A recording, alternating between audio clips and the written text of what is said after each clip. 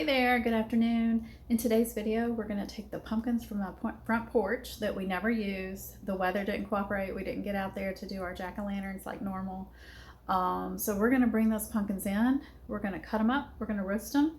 And then we're going to come up with a couple different good, yummy recipes to use up that pumpkin pulp that otherwise would have just gone to waste. They were very expensive pumpkins too, because we went to the patch and paid, I think it was $8 a pound. I'm not joking. So let's bring them in. Let's get creative while they're in the roaster, the oven. I'm going to look for a few, or maybe two, maybe just one or two good recipes, and we can make that together. I started with the biggest pumpkin, and I gave him a nice scrubbing with a recycled scrubby from, I think, my avocados, and kept him in the sink to cut him because it made it so much easier to cut into wedges. He wasn't rolling everywhere on me. So this worked out really, really well. And you will see here in a second, I'm going to show you the wedges that I made from cutting him this way. I also went ahead and preheated my oven to 375.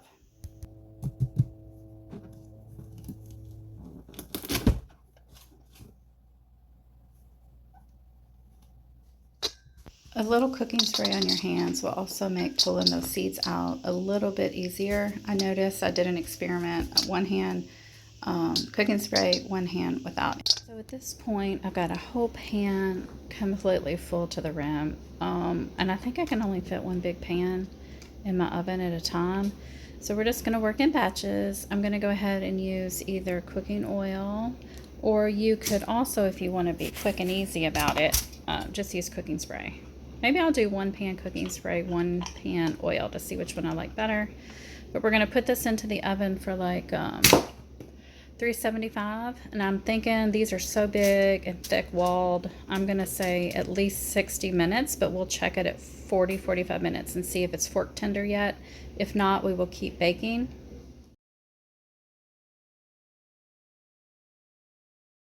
I think I'm actually going to be able to fit this batch in with the others because I cut them in such a way that they are not that tall sticking up out of the pan. I'm rubbing some just basic oil over them.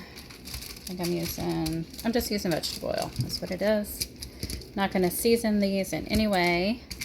Just going to put them in the oven on the top rack. I think they're going to fit with these other guys. The other pan has larger, thicker pieces. So I think that it's about 10 minutes later. So that's good that one got a head start. So this is going to go in the oven now. And, you know, I had put these clean but reused trash bags here thinking I was going to make a gigantic mess today, but I am shocked. I have hardly made a mess at all. And so for our pumpkin seeds, we're going to soak these in some salt water. And I think it's about 12 hours. I learned that trick from Jessica at Three Rivers Homestead. I think she soaks her for 12 hours in salt water. It just barely fit. But you can hear the popping and the roasting going on of the lower pieces that we put in about 10 to 15 minutes ago. And soon the top level will be roasting away as well. I think somewhere between 12 to 24 is what I'm seeing on different online sources. Can help break down an enzyme that is on the actual pumpkin seed. Not just this gooey stuff, but the actual pumpkin seed has a membrane that contains an enzyme, and that makes them really hard to digest for us, for humans. So this soaking in salt water will help break that enzyme down and make them more digestible after you've cooked them and you're ready to eat them. So we will see.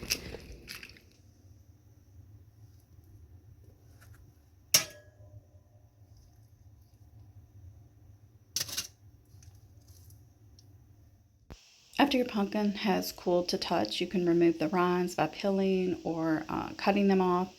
My husband helped me with this project, so I do not have any video of the process, but I did take pictures along the way. And you can see we got about 9 bags of 2-cup servings of pureed pumpkin. And I'm going to make some pumpkin pancakes in the morning with this leftover pumpkin juice.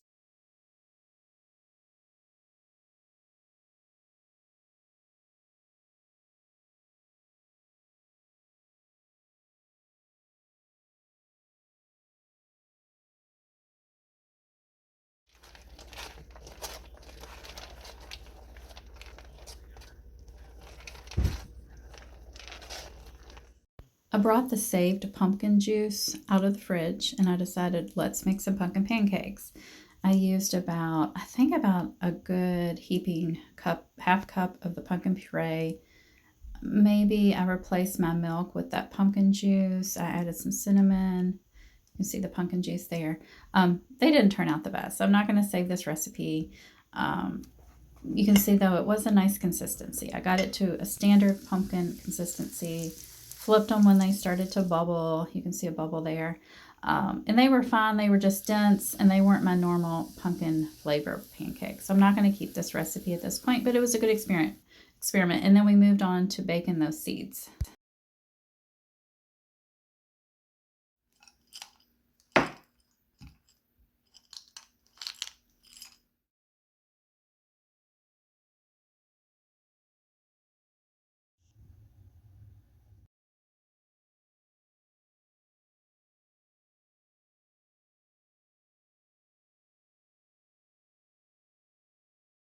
It's the next morning. The pie has had time to chill.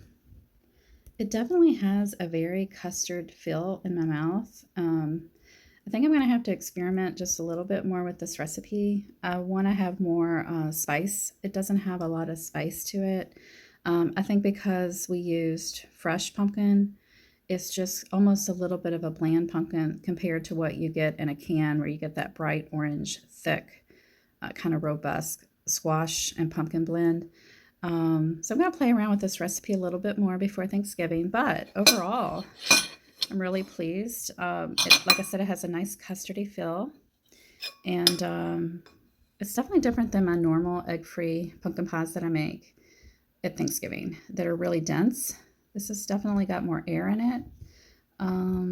So that was a fun experiment. Maybe using fresh pumpkin for my pumpkin pies will be a benefit. And it was a fun experiment. So I'll talk to you soon, guys. Hope you're having a great gardening day. Bye.